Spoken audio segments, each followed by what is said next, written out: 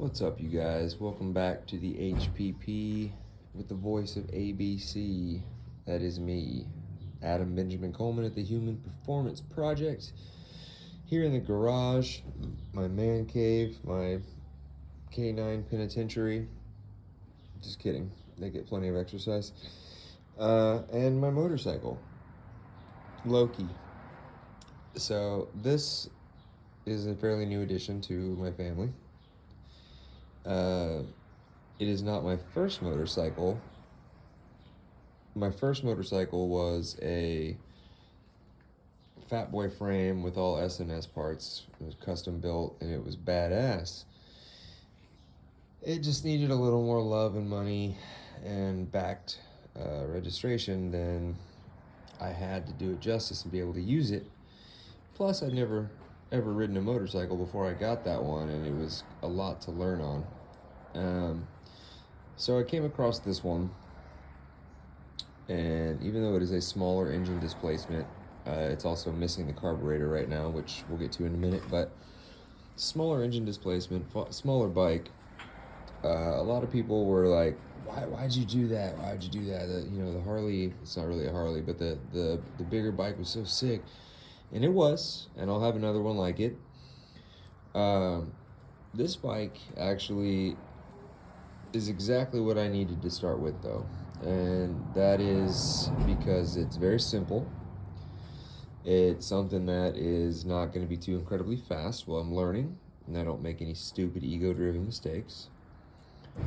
It's also mechanically friendly. It's easy to work on.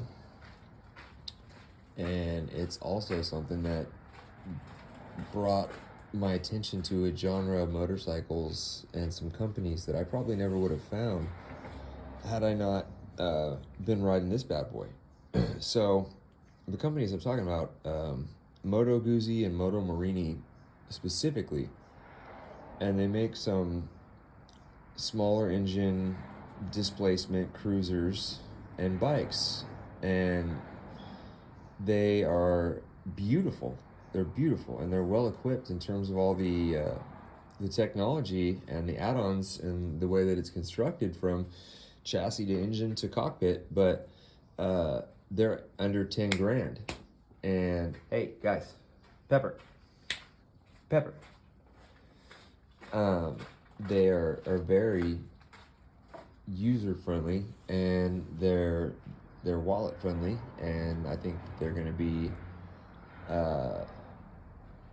something that's in my near future, because I love this bike and I'll always have this bike. I have plans for it, which we're going to get to in a minute, but it's very apparent to me that if you're going to use a motorcycle as your primary mode of transportation, which this is for me, I don't just ride it on the weekends when the weather's nice. Like, I signed up to be a biker through and through, and I'm going to be one. So I've always loved being on bicycles. I've always been more comfortable with that mode of travel. This motorcycle has been like a missing cog in the machine that is my life, because it's opened up a lot of windows, which we'll also get to in a minute. But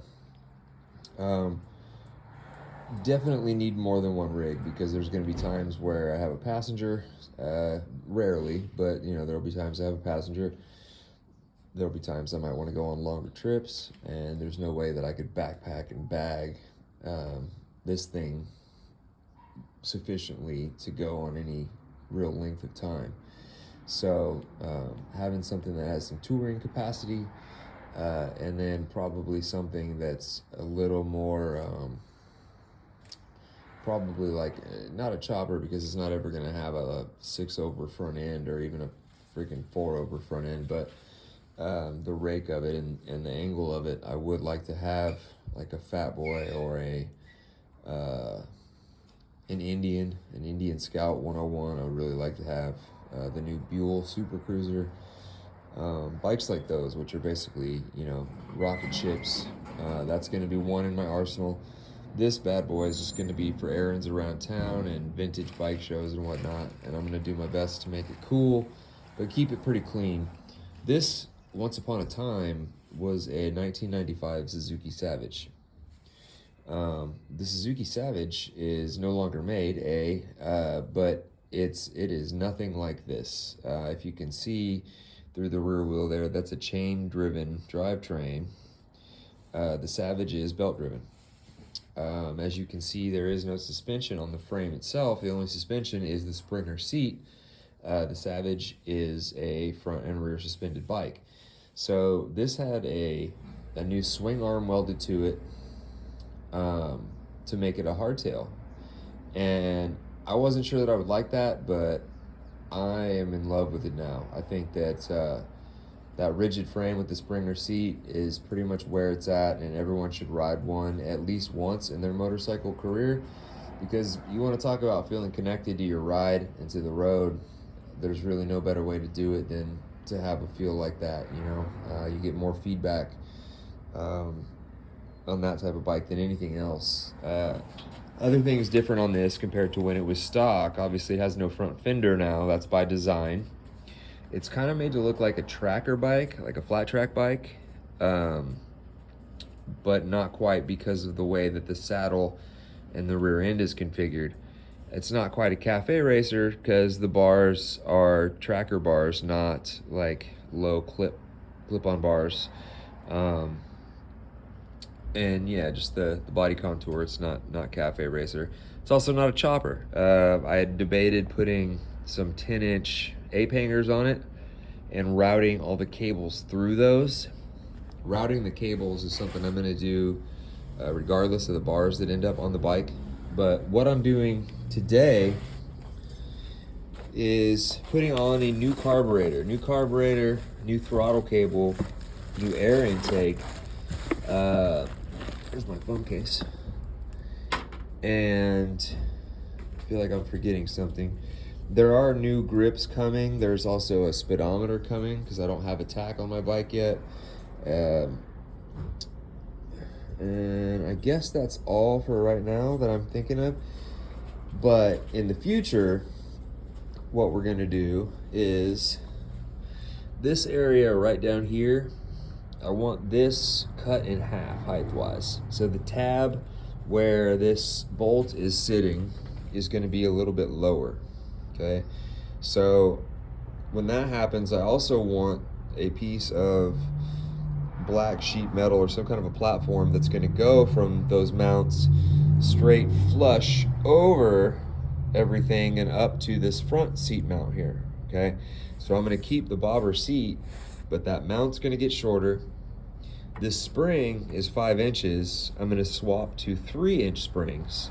So this gap between the fender and the seat is going to be a lot smaller. Okay, so in my opinion, it's going to look a lot cleaner from the rear. It's going to look more sleek, a little meaner, a little squattier, tougher. So like I said, we'll have this covered with a nice black platform that we'll weld in. This will be cut in half. The springs will be shortened. This little bad boy, which was a really ingenious idea, it was a little box that they fabricated to put all the electronics in it.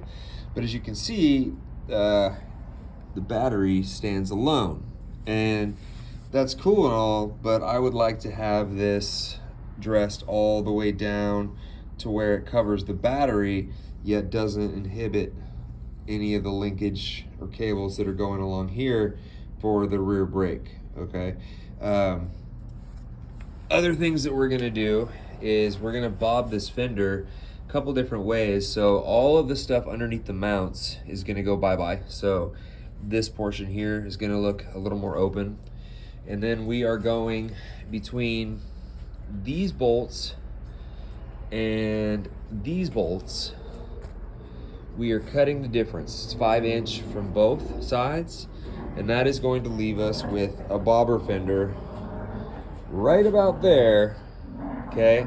So that's gonna change the rear end quite a bit. And when we do that, the other things that are gonna change, we're gonna take the blinkers and I'm gonna put them on a clip right here on the side of the frame, okay? The exhaust tip is gonna change to a black reverse cone. So this end is super fat, the other one is super skinny. It's a slip-on tip, but it supposedly sounds pretty good, because right now the bike doesn't sound like a Suzuki. It sounds pretty good. This strut is gonna have to be reconfigured slightly, since it's going to be pointed more like 45 degrees after we bob the fender. And so bobbing that fender, we got to worry about my brake light here. I'm going to reset that probably in the same place with the new cut on the fender. But another thing that'll change is my license plate mounting. The way it is now is cool and all, but it's actually going to switch laterally and be sticking off of my bolt down here. So the license plate will be running like up and down here, okay, and then there will be a light above the license plate. That's a red brake light, but that'll be where the license plate's displayed, and we'll do it, like I said, vertically, so that it doesn't stick out too far and look all goofy. And then on this side, you can see there's a chain. You know, I told you I wanted to bring this box down. That's gonna have to cut out around the chain, so it'll probably stay at about that height, but then go down behind it where it's a little more narrow to cover up that battery and join with the box. So what that's gonna do is open up the rear end, moving that fender piece out, but it's going to kind of substantiate the middle of the bike here once we have the carburetor in and this piece of metal all the way down. I think the intake that's going to be sitting right about here is going to look pretty slick too. So I'm excited, and I will have obviously some after videos for you guys today when I get this put together. But from there, you know, the grips, like I said, we're going to change. The mirrors we're going to change. The mirrors are changing to bar end mirrors. They'll be on the underside, but I'm pretty excited about those. I'll show you the design when we get them. Hand controls, I can't decide if I want to change them or if I want to leave them be at this point. We'll see. But up front, not too much will change, except for, actually that's not true, almost everything on this sport bike is going to change, but it's going to look great. This is like a 4 3/4 inch headlight from side to side. If you look at the choices online to buy, it's either 5 3/4 or 7. Like nowhere do you find a 4 3/4. So I'm going to take this one off, and since it leaves so much room up front in the crown, I'm going to go ahead and do the 7 inch so that it fills this whole area and doesn't leave so much space like this 4.5 one does. Sorry for the noise, we got really inconsiderate neighbors. We are also going to change that rotor out because that is just uglier than sin. Get something a little more contemporary, and I would like to find a cover for my horn because that's mounted in a somewhat unorthodox place, but it works. So there's some Jesus Louise, some people's kids. Anyway, there's a lot of changes to happen, but I'm gonna try to keep it vintage and keep it clean. And yeah, let me know if you guys have any thoughts or comments. You can comment here at the video. You can find me on Facebook or Instagram, Adam Coleman. And you are now watching the Human Performance Project. I appreciate your time. I hope you guys have had a great Monday so far, and I will be back soon with the finish of this video and many, many more. So keep the rubber side down, be good humans, and until next time, peace out.